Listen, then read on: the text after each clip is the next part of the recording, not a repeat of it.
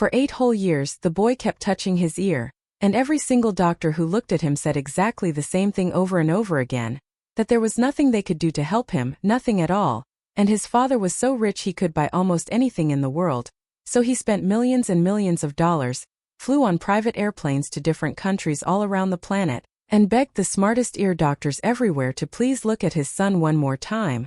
But they all just shrugged their shoulders and shook their heads. And then one day a cleaning lady who worked in their house noticed something that nobody else had seen before. And what she discovered hiding deep inside that child's ear will make your mouth drop wide open in surprise. Mr. Robert Miller was incredibly rich, like the kind of rich where you have your own airplane and houses so big you could get lost inside them, with more money than most families would see if they lived 10 whole lifetimes. But even with all that money, his son Tommy was born unable to hear anything at all. And now Tommy was 8 years old and had never heard a single sound in his entire life, not music, not laughter, not even his own voice. Mr. Miller tried absolutely everything he could think of because he loved his son more than anything, so he took Tommy to the best hospitals in America, like the famous one called Johns Hopkins. Then he flew all the way to Switzerland where the mountains touch the clouds, and even to Tokyo in Japan on the other side of the world, and he paid specialists who were so expensive they charged thousands of dollars just to talk to you for 1 hour. And they did every test you can imagine, put Tommy in big machines that took pictures of the inside of his head, did procedures that hurt and scared Tommy, but every single one of those fancy doctors said the same disappointing thing, that Tommy's deafness could never be fixed and Mr. Miller should just accept it and stop trying. But Mr. Miller absolutely could not accept that answer because Tommy was all he had left in the whole world. You see, Tommy's mother had died the same day Tommy was born, and it happened because sometimes when babies are born, things go wrong with the mother's body, and even though the doctors tried their hardest to save her, she died anyway, and Mr. Miller held her hand while she took her last breath and watched the life leave her eyes, and she was trying to say something to him but no sound came out of her mouth, just like how their son Tommy couldn't make sounds that he could hear. And Mr. Miller never ever forgave himself for not somehow saving her, so he kept searching for someone who could help Tommy, kept spending money like water, kept praying to God every single night for an answer. What Mr. Miller didn't know, not even a tiny bit, was that the answer to his prayers wasn't going to come from some super expensive hospital or some doctor with a fancy degree hanging on the wall. No, the answer was going to come from a woman he had just hired to clean the floors in his gigantic house, a regular person without any special training at all. Her name was Sarah, she was 27 years old, and she had no college degree and no special certificates. She was just a woman trying her absolute hardest to pay the bills for her grandmother's nursing home, which is a place where old people go when they need help and can't live alone anymore. But Sarah noticed something about Tommy that every single specialist with all their expensive equipment had somehow missed completely. She saw something dark way down inside his ear, something that didn't belong there, and one evening when Mr. Miller was away on a business trip, Sarah made a decision that would either save that boy's life or completely destroy her own. And what happened next is something you need to hear for yourself. The Miller mansion was absolutely enormous.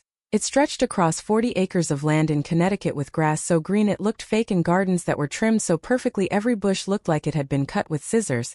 And from the outside looking in, it seemed like a dream house, the kind you see in movies, with tall white columns in front, windows that sparkled when the sun hit them just right, and flowers everywhere you looked. But inside that beautiful house, everything was silent, and not the good kind of quiet like when you're reading a book you love or watching snow fall. No, this silence felt heavy and thick and sad, like something had died inside the house and nobody had taken it away yet. The people who worked in the house, the cooks and cleaners and helpers, they all moved through the hallways without talking. Their footsteps were soft and careful, like they were walking on ice that might crack, because they had all learned very quickly after starting their jobs that Mr. Miller liked things extremely quiet. He didn't want music playing anywhere in that huge house, no television making noise, no laughter bouncing off the walls, just silence, silence, silence, and somewhere deep in all that quiet, a father was drowning in his sadness. Mr. Miller sat in his office most evenings doing nothing but staring at the big family painting hanging over the fireplace, and there she was in the painting, his wife Emma, her smile frozen forever in the painted picture, her eyes still looking bright and alive even though she was gone, and next to her was a younger version of Mr. Miller from back when he still smiled and looked happy, and between them both was Tommy, only 3 years old in that painting, back before Mr. Miller really understood that his son would never ever hear him say his mother's name out loud. Emma had died on the same day Tommy was born, The doctors called it complications, which is a fancy word that means things went wrong. There was too much bleeding and not enough time to fix it, and Mr. Miller held her hand tight while the light went out of her eyes like someone blowing out a candle, and she had been trying to say something important. Her lips were moving but no sound came out, just exactly like their son, who also couldn't make sounds he could hear. And Mr. Miller never forgave himself for what happened. He thought that if he had chosen a different hospital, or if he had demanded better care, or if he had been paying closer attention to warning signs, then maybe Emma would still be alive, maybe Tommy would be different, maybe everything would be okay. The guilt sat on his chest every single day like a giant rock he couldn't lift off no matter how hard he tried. So he did the only thing he knew how to do, which was spend money, millions and millions of dollars, hiring the best ear specialists on the entire planet, taking flights across oceans to different countries, staying in hotels that cost more money for one night than most people earn in a whole month of working. Every single doctor said exactly the same thing using almost the same words, that Tommy's deafness was something he was born with, that there was absolutely nothing anyone could do about it, and that Mr. Miller needed to accept this and stop hoping for a miracle. Accept it, that's what they all said, but how could any father accept that his boy would live in complete silence forever? How could he accept that Tommy would never hear his father say, "I'm sorry, your mother isn't here"? How could he just give up like that? So Mr. Miller kept searching and searching, kept writing checks with lots of zeros, kept hoping that somewhere out there in the world someone had the answer he desperately needed.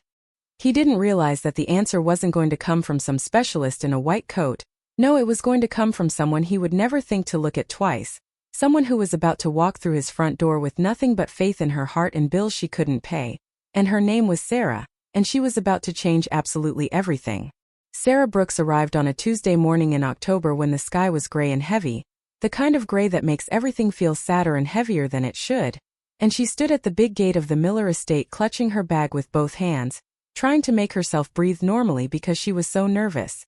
This was it, this job was her very last chance to keep her grandmother safe. You see, back in Newark where Sarah lived, her grandmother was lying in a bed at a nursing home, and the bills for keeping her there were piling up on Sarah's kitchen table like a tower of paper that kept growing taller and taller, and Sarah was 3 whole months behind on payments. That's what the scary letter said, and if she didn't pay soon, they would move her grandmother to a state facility, which is the kind of place where people are forgotten, where nobody holds your hand when you're scared, where you become just a number instead of a person with a name. Sarah absolutely could not let that happen to the woman who had raised her. You see, her grandmother had taken Sarah in after both her parents died in a terrible car accident when Sarah was only 11 years old, and her grandmother fed her when there was no food in the refrigerator, prayed over her when life felt impossible and hopeless, tucked her into bed every night and told her she was loved, and that woman deserved so much better than a cold room with strangers who didn't care about her at all. So Sarah took this job as a maid at a billionaire's mansion even though she was scared. She didn't care about the fancy address or the wealthy family. She just desperately needed the paycheck so she could keep her grandmother safe and comfortable. The head housekeeper, a woman named Mrs. Patterson, met Sarah at the door, and she had a stern face and sharp eyes, the kind of person who notices everything and forgives nothing, and makes you feel nervous just by looking at you. Mrs. Patterson said in a strict voice, "You're Sarah," and Sarah answered yes ma'am as politely as she could. And then Mrs. Patterson told her the rules in a voice that meant business. "You'll clean, you'll stay quiet, you'll keep to yourself. Mr. Miller doesn't like disruptions, especially around his son. Do you understand?" And Sarah nodded quickly and said, "I understand." But Mrs. Patterson wasn't done talking. She said, "Do you really understand? Because the last girl we hired didn't." She tried to get too friendly with the boy, thought she could help him somehow, and she was gone within 1 week, fired and sent away. Sarah swallowed hard, feeling scared, and said, "I'm just here to work ma'am, I promise." And Mrs. Patterson studied her for a long moment with those sharp eyes, then finally nodded and said, "Good, now follow me." As they walked through the enormous mansion, Sarah kept her eyes pointed down at the floor like she was supposed to, but she couldn't help noticing things anyway, like how the silence felt so thick it was almost alive, like you could reach out and touch it, and how the other servants moved without speaking or smiling, like they were ghosts floating through the halls, and how there was a heaviness hanging in the air like fog that wouldn't lift no matter how much you wanted it to. And then Sarah saw him, a small boy sitting on the marble staircase arranging toy cars in a perfectly straight line, and he didn't look up, didn't notice anyone walking by. His shoulders were hunched over. His movements were careful and exact like he was doing something very important. But what caught Sarah's attention more than anything was the way he kept touching his right ear, just briefly, almost like it was a habit he didn't know he was doing, and every time he touched it, a tiny wince crossed his face like something hurt. Sarah's chest tightened up because she'd seen that look before on someone else. She didn't say anything out loud, just kept walking behind Mrs. Patterson, but her heart whispered something she couldn't ignore. Pay attention, pay close attention to this boy. Days and days passed and Sarah did her work. She cleaned floors until they shined, wiped windows until you could barely tell the glass was there, folded linens and towels into perfect stacks, and she kept her head down like Mrs. Patterson had told her to, but she absolutely could not stop watching Tommy. Every single morning it was the same routine. The boy would sit alone in the sunroom surrounded by model airplanes and puzzle pieces, and his world was small and contained and safe, and nobody bothered him there. The other servants avoided him, but not because they were mean, they avoided him out of fear, like his silence was something they might catch like a cold if they got too close. Some of the servants whispered to each other when they thought nobody was listening, saying that the boy was cursed, that losing his mother the day he was born had somehow taken his hearing away with her. But that was just superstition, just made-up stories people tell when they don't understand something. But Sarah saw something completely different when she looked at Tommy. She saw a child who was desperately lonely, a boy who sat by windows and pressed his small hand against the glass watching the world move and change without him. And she saw the way he would look at his father sometimes when Mr. Miller walked past without stopping to talk or play, and how Tommy's little shoulders would sink just a bit lower each time, like he was deflating like a balloon, and she saw how he touched his ear, over and over and over, wincing each time like it hurt, and absolutely nobody noticed, or maybe they had stopped noticing a long time ago because they'd given up. One afternoon Sarah was dusting the hallway near the sunroom with her feather duster when she saw Tommy struggling with a model airplane wing. His small fingers couldn't get the piece to fit into the right spot no matter how hard he tried, and frustration was written all over his face. Sarah knew she shouldn't interfere. Mrs. Patterson's warning echoed in her mind like a bell, but before she could stop herself, before she could think about the consequences, Sarah knelt down beside Tommy and gently took the wing from his hands, and she fitted it into place with a soft click sound, and it was done, it was fixed. Tommy looked up at her with his eyes wide, and for a moment they just stared at each other, not moving, barely breathing, and then something magical happened. The tiniest smile appeared at the corner of his mouth, just a flicker, like a light turning on, and Sarah's heart felt like it cracked wide open. She smiled back at him, gave him a small friendly wave, and he waved back, copying her movement, and that was it. That was the beginning of everything. That night Sarah lay in her bed in the small room they'd given her in the mansion, thinking about that wave, such a small thing, just a hand moving back and forth, but it meant absolutely everything to her. The next morning she left something on the stairs where Tommy always sat. It was a folded paper bird, simple and small, made from scrap paper she'd found in the kitchen. She didn't wait around to see if he would take it because she didn't want to get caught, but the following day when she walked past that spot, the bird was gone, and in its place was a note, just 2 words written in shaky handwriting that was obviously from a child: "Thank you." Sarah pressed that note to her chest and closed her eyes tight, and she whispered into the quiet room, "Lord, please let me help this child.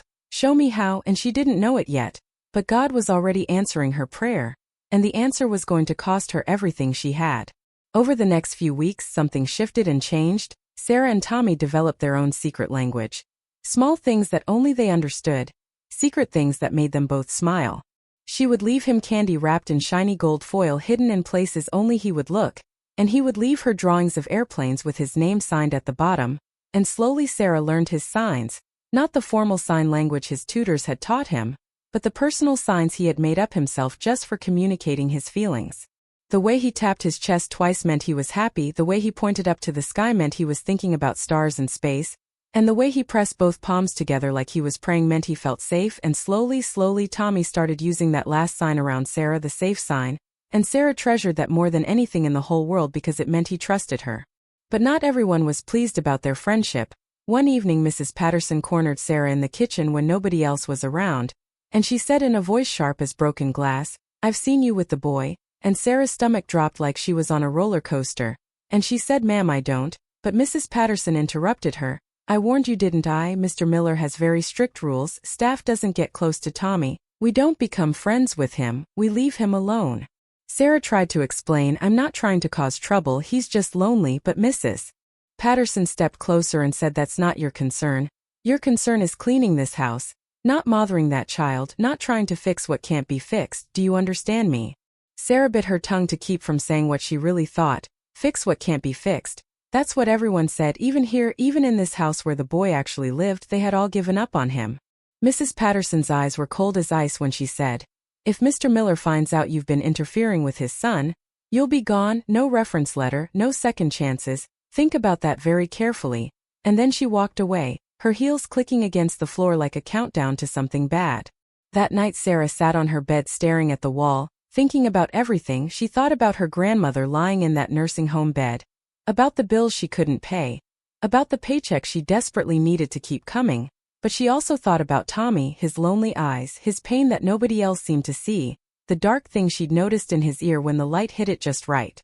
Mrs. Patterson's words kept echoing in her mind, fix what can't be fixed, fix what can't be fixed. But what if it actually could be fixed? What if everyone was completely wrong about Tommy? What if there was hope?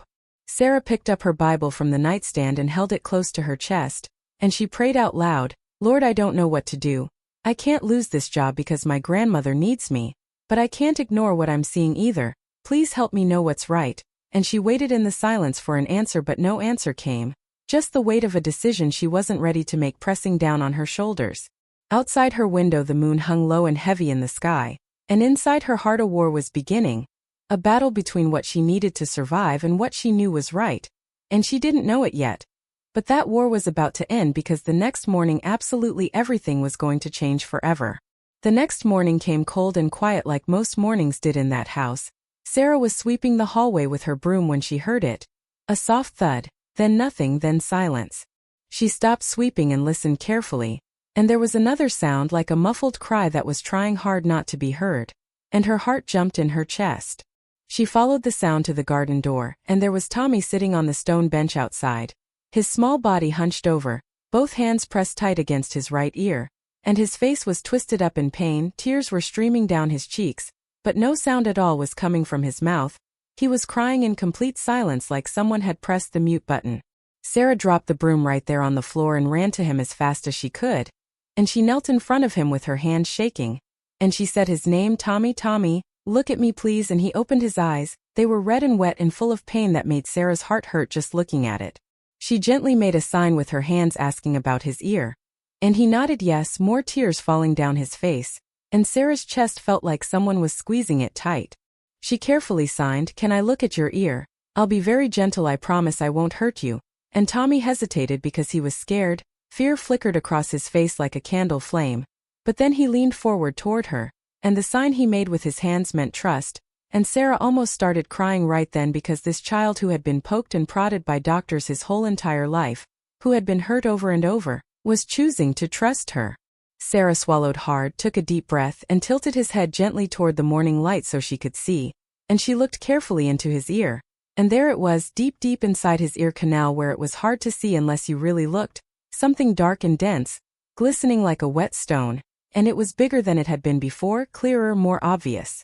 Sarah's breath stopped in her throat. How had every single doctor missed this? How had every expensive scan and test overlooked something so clear? And her mind raced back to her cousin Marcus, who had been deaf for 6 whole years because of a blockage in his ear, and how one simple procedure had changed his entire life, had opened up the world of sound to him like opening a door that had been locked forever.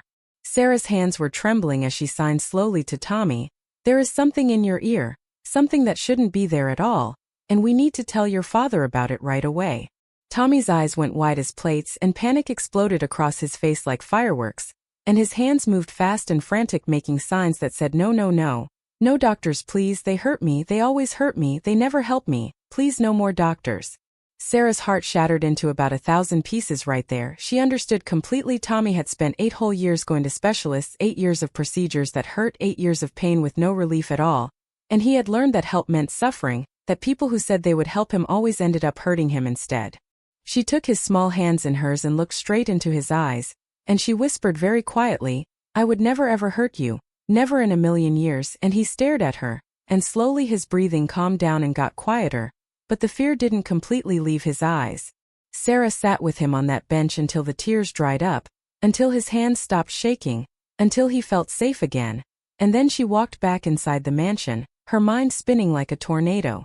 She knew what she had seen in his ear, she knew what it meant, she knew it was blocking his hearing, but what could she possibly do about it? If she told Mr. Miller, he would just call more specialists, the same ones who had missed it for years, who had somehow never noticed something so obvious. But if she did nothing, she would have to watch this child suffer in silence, watch him cry tears nobody could hear, watch him live in a world with no sound at all when sound was right there waiting for him.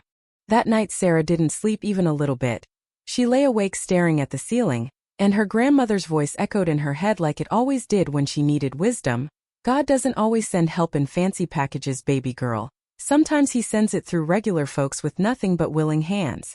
Sarah closed her eyes tight and thought about what that meant. Her hands were willing, she wanted to help. But was she actually brave enough to use them? Brave enough to do something that might get her in terrible trouble? 3 whole days passed and they felt like the longest days of Sarah's entire life. She couldn't eat because her stomach was tied in knots. Couldn't sleep because her mind wouldn't stop spinning. Could barely think about anything except that dark mass she'd seen lodged deep in Tommy's ear, blocking everything. Every time she closed her eyes she saw it. And she saw Tommy's face, the pain, the silent tears that nobody else cared about. On the 3rd night she sat on the edge of her bed with her Bible open in her lap, but the words got all blurry and she couldn't read them. All she could see in her mind was Marcus, her cousin, deaf for 6 years, written off by every doctor who saw him, until someone finally really looked and paid attention. One procedure, one moment of someone actually caring enough to look closely, and Marcus's whole world exploded into sound. He could hear birds and music and voices and everything. Sarah's hands wouldn't stop shaking as she thought about it. She knew what she had seen in Tommy's ear, she knew. But who was she really? Just a maid with no degree, no training, no right to touch that boy's ear. And if she was wrong, if she somehow hurt him by accident, she would go to prison. And if she was right but Mr. Miller found out she had acted without getting permission first, she would lose absolutely everything, her job, her income, her ability to pay for her grandmother's care. Lord, she whispered with her voice cracking like breaking glass, what do you want from me? What am I supposed to do? And there was just silence, just the ticking of the clock on the wall, tick tick tick, marking seconds that felt like hours. She thought about her little brother Daniel, who had died when he was only 14 years old. He had been sick for months and months, complaining about pain in his stomach, but Sarah's family couldn't afford doctors, couldn't afford the help he needed, and Sarah had watched him fade away day by day, watched him struggle to breathe, watched him try to speak words that wouldn't come out right, and he died in her arms when she was just a teenager herself, silent at the end, just like Tommy's world was silent now. Sarah had promised herself that day, promised God out loud, that she would never again stand by and watch while a child suffered. Never again would she let someone hurt when she might be able to help. But this situation was different, wasn't it? This wasn't her little brother, this was a billionaire's son, and she was absolutely nobody, just a cleaning lady. And who was she to think she could help when doctors couldn't? Sarah closed the Bible, stood up from the bed, and walked slowly to the window. The moon hung heavy outside, spilling silver light across the gardens that looked like magic. And somewhere in this enormous mansion a little boy was sleeping with pain in his ear and silence in his world. And she was the only one who had noticed, the only single person who had seen what was really wrong. God, she breathed out quietly, I'm scared. I'm so scared of what might happen. But if this is what you're asking me to do, and her voice trailed off into nothing. She thought again about her grandmother's words, the Lord doesn't call people who are already equipped, child. He equips the people who are called, meaning God gives you what you need when you need it if you just trust him. Sarah wiped her eyes, stood up straighter, and made a decision right then and there. Tomorrow, if Tommy showed pain again, she would act. She would trust what God had shown her, even if it cost her everything she had in the world. Even if she lost her job, even if she ended up in trouble, she would help that boy. She climbed into bed with her heart pounding like a drum. Sleep wouldn't come no matter how hard she tried. But something else came instead, peace, a strange heavy peace. The kind that comes when you have decided to step off a cliff and trust that God will catch you before you hit the ground. Tomorrow was coming, and with it the moment that would change absolutely everything forever. The next evening came too quickly, way too fast. Mr. Miller was away on a business trip in another city. The house was especially quiet. Sarah was folding linens in the hallway trying to keep her mind busy when she heard it. A thump, loud and scary. Her heart stopped beating for a second. She ran toward the sound as fast as her legs would carry her. And she found Tommy lying on the hallway floor curled up in a ball, both hands pressed to his ear. His face twisted up in agony that looked unbearable, tears were streaming down his cheeks, silent tears that nobody else would hear or care about. Sarah dropped to her knees beside him so hard it hurt and she said, "I'm here baby, I'm here, you're going to be okay," and she cradled his head gently in her hands, tilting it toward the lamplight so she could see, and the dark mass was clearly visible now, swollen and angry looking, pressing hard against his ear canal, and Sarah knew this was the moment, this was it, the decision had been made for her. She reached into her pocket and pulled out the sterilized tweezers she had taken from the first aid kit 3 days ago just in case she needed them, and she had cleaned them with rubbing alcohol over and over to make sure they were safe, and her breath came in short bursts because she was terrified. "Lord," she whispered so quietly she could barely hear herself, "please guide my hands. Please don't let me hurt him. Please let this work." And Tommy looked up at her with eyes wide and scared but also trusting, and Sarah signed with one hand, "I won't hurt you, I promise, with all my heart," and Tommy nodded slowly, giving her permission. Sarah steadied herself, took a deep breath, held it, and very gently, very carefully, moved the tweezers into his ear canal, and her hand shook but she forced it to stay steady because she had to do this right. She could feel it, the dark mass, it was dense and sticky like old wax. She hooked it gently with the tweezers and pulled, and there was resistance, it didn't want to come out, and her heart hammered against her ribs like it was trying to escape, but she pulled again, slow, careful, gentle, and then suddenly there was release, something slid free, and it landed in her palm, dark and wet and biological, years and years of buildup that had stolen Tommy's hearing, that had trapped him in silence. Sarah stared at it in her hand, feeling sick to her stomach, but before she could react, before she could even process what had just happened, Tommy gasped, a real gasp, audible, loud, actual sound coming from his mouth for the first time. His hand flew to his ear, touching it carefully, and his eyes went wide, wider than Sarah had ever seen them, so wide it looked like they might pop out of his head, and he sat up suddenly, looking around the hallway like he had never seen it before, like everything was brand new. Then he pointed at the grandfather clock on the wall, the one that had been ticking his entire life, the one he had never heard, not once, and his mouth opened, and a sound came out, rough and broken and unpracticed because he had never used his voice before, but real, actually real. "Tick," he whispered, the word coming out strange but beautiful, and Sarah's tears fell like rain, she couldn't stop them, and she said, "Yes baby, that's the clock. You can hear it, you're hearing it right now." Tommy's whole body trembled and shook, he touched his throat feeling the vibration of his own voice for the very first time, and his eyes filled with wonder and fear and something else, hope, real actual hope, and then his mouth opened again, and one word came out, the first real word he had ever spoken in his entire life that he could actually hear. "Dad," he said, and it was the most beautiful sound Sarah had ever heard, and she sobbed, she couldn't help it. She pulled him close and held him tight as he shook, as sounds flooded his world for the first time in 8 years, and she whispered into his hair, "You can hear, thank you Jesus, thank you God, you can hear." Tommy clung to her like she was the only solid thing in a spinning world, and then footsteps, heavy and fast and angry, coming down the hallway toward them like thunder, and Sarah looked up with her heart sinking. Mr. Miller stood in the doorway, his face was white as a sheet, his eyes were locked on his son sitting on the floor, and on the blood on Sarah's hands from the procedure, and his voice came out like an earthquake. "What have you done?" he practically shouted, and he rushed forward pushing Sarah aside so hard she almost fell, and he grabbed Tommy by the shoulders and he said, "What did she do to you? Are you hurt? Talk to me."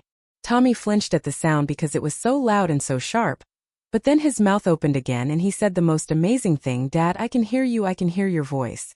Mr. Miller froze completely, his entire body went rigid like someone had turned him to stone. "What?" he whispered, "what did you say?" And Tommy reached up and touched his father's face with his small hand, and he whispered, "Your voice, is that your voice? I never heard it before," and Mr. Miller's legs buckled like they couldn't hold him up anymore. But before the moment could breathe, before Mr. Miller could understand what was actually happening, his eyes landed on Sarah's hands, on the blood, on the tweezers, on the dark mass sitting in her palm like evidence of a crime, and terror took over his face, pushing away the wonder. "Security," he bellowed so loud it echoed, "I need security now," and 2 big guards appeared instantly like they had been waiting, and Mr. Miller shouted, "Get her away from my son right this second." Sarah's heart shattered completely, she said desperately, "Sir, please listen to me. I didn't hurt him, I helped him, look," and she held out her palm showing him the blockage. This was inside his ear. This is why he couldn't hear anything. I removed it very carefully, but Mr. Miller was too scared and angry to listen. "You're not a doctor," Mr. Miller roared, his face red, "you could have killed my son, you had no right to touch him." And the guards grabbed Sarah's arms tight, and Tommy screamed, actually screamed out loud, "No, don't take her, don't take Sarah away, she helped me." and the sound of his son's voice, loud and desperate and real, stopped Mr. Miller cold, like someone had pressed pause on the whole world, but the fear was too strong. It was drowning out everything else.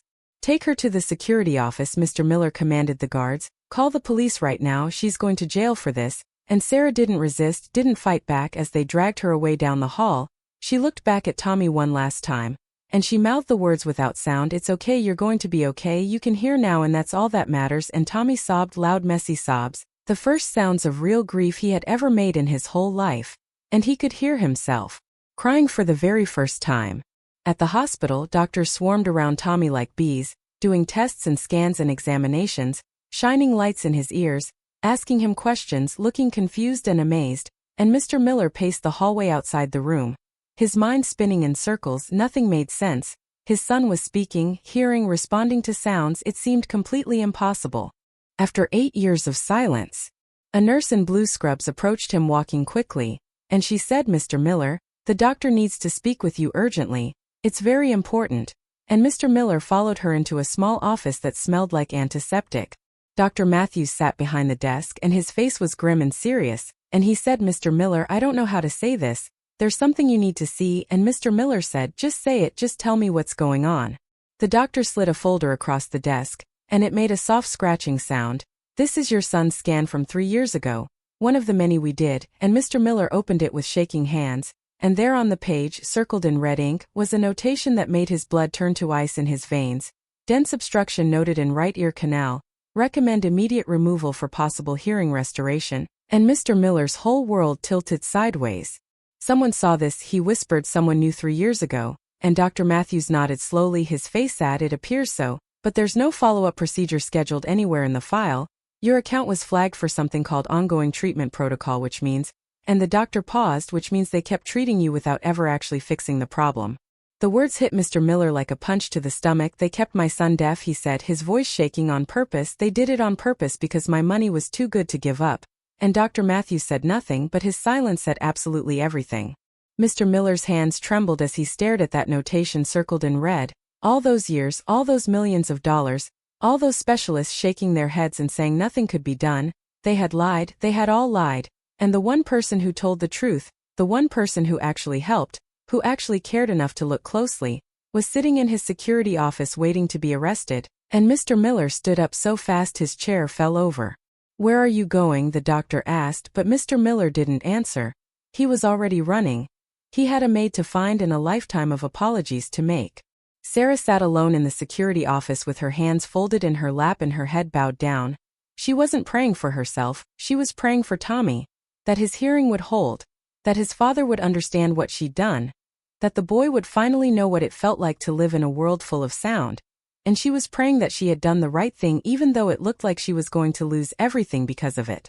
The door opened with a click and she looked up expecting to see police officers with handcuffs, but instead Mr. Miller stood there, and he wasn't the same man who had dragged her away an hour ago. His eyes were red from crying. His face looked broken, like something inside him had shattered. He looked like a man who had just watched his whole world crumble and rebuild in the same breath. "Sarah," he said her name softly, almost like a prayer, almost reverently, like she was someone important, and she stood up from the chair and she said, "Mr. Miller, I can explain what I did." And he said, "Don't, just don't," and he walked toward her slowly. "Don't explain, don't apologize, don't say a word," he said, his voice cracking, and he stopped right in front of her. And then this billionaire, this man who controlled companies and empires and had more money than most people could imagine, fell to his knees in front of a maid. "I'm sorry," he whispered, tears streaming down his face. "I'm so sorry for not listening, for not believing you, for almost having you arrested when you saved my son." Sarah's breath caught in her throat and Mr. Miller kept talking, the words pouring out like water. "The doctors knew," he said, his voice breaking into pieces. "They saw the blockage years ago, 3 years ago. They left it there on purpose because my money was too good to give up. They wanted to keep treating Tommy forever. They didn't want to cure him," and tears streamed down his face like rivers, and he said, "I trusted them. I trusted credentials and degrees and expensive hospitals. I threw millions of dollars at my son's problem and I never once stopped to actually look at him myself. I never paid attention like you did." He looked up at her with eyes full of pain and gratitude. "But you did, you saw him, you saw his pain when everyone else was blind.